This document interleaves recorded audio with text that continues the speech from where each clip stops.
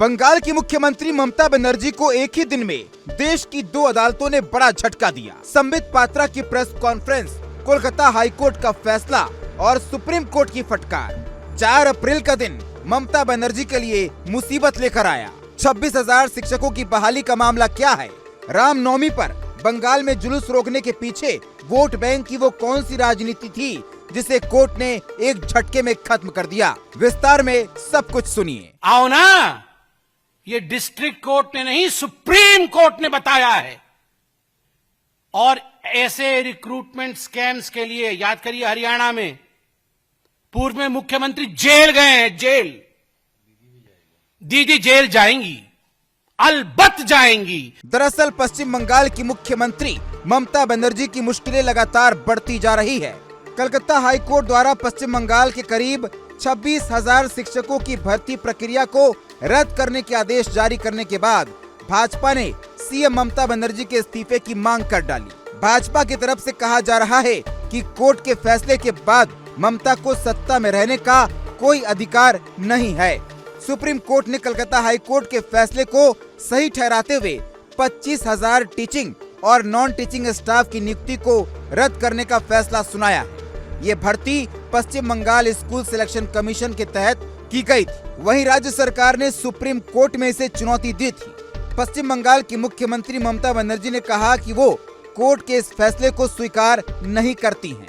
हालांकि उन्होंने कहा कि उनकी सरकार कोर्ट के इस फैसले को लागू करेगी और चयन प्रक्रिया को फिर से दोहराएगी। वहीं केंद्रीय मंत्री और भाजपा पश्चिम बंगाल इकाई के अध्यक्ष सुकांत मजमूदार ने ममता बनर्जी पर तेज हमला करते हुए दावा किया कि हरियाणा के पूर्व मुख्यमंत्री ओम प्रकाश चौटाला के बाद ममता बनर्जी शिक्षक भर्ती घोटाले के मामले में जेल जाने वाली दूसरी मुख्यमंत्री बनेंगी। पार्टी के प्रवक्ता और सांसद संबित पात्रा ने भी ममता पर हमला बोलते हुए कहा कि ममता बनर्जी को अब सत्ता में रहने का कोई अधिकार नहीं है। अगर उनके अंदर जरा भी जिम्मेदारी का एहसास बचा हुआ है तो उन्हें पद छोड़ देना चाहिए। पात्रा ने दावा किया कि इस मामले में ममता बनर्जी निश्चित रूप से जेल जाएंगी। वहीं हावड़ा में रामनवमी के दिन शोभा यात्रा निकालने को लेकर ममता सरकार ने आपत्ति जताई, जिसको कलकत्ता हाई कोर्ट ने साफ नकार दिया और शोभा यात्रा को कुछ शर्तों के साथ निकालने की इजाजत दे दी।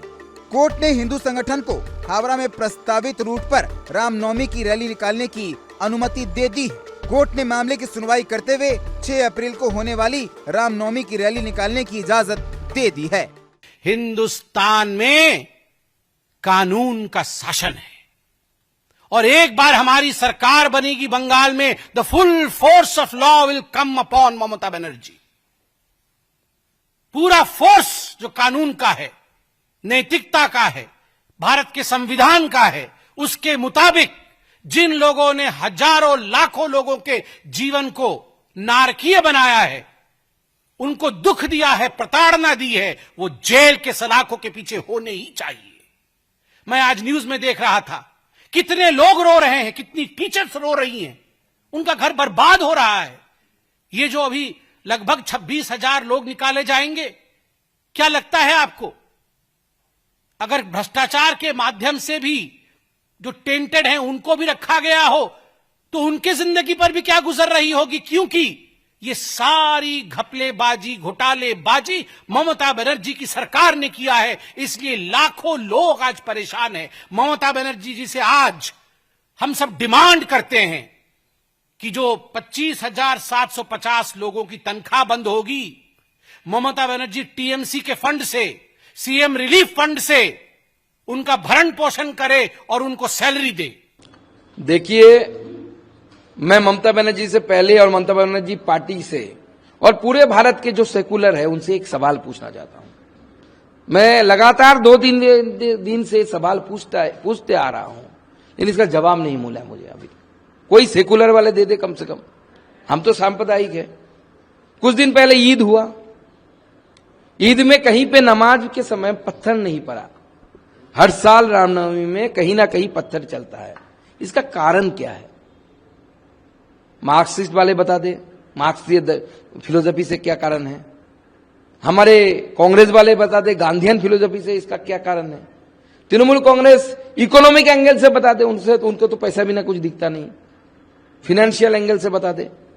जब तक हम बीमारी का कारण नहीं जानेंगे उसका ट्रीटमेंट संभव नहीं। तो पहले बीमारी को आप पहचानें, उसके बाद उसका ट्रीटमेंट खोजिए।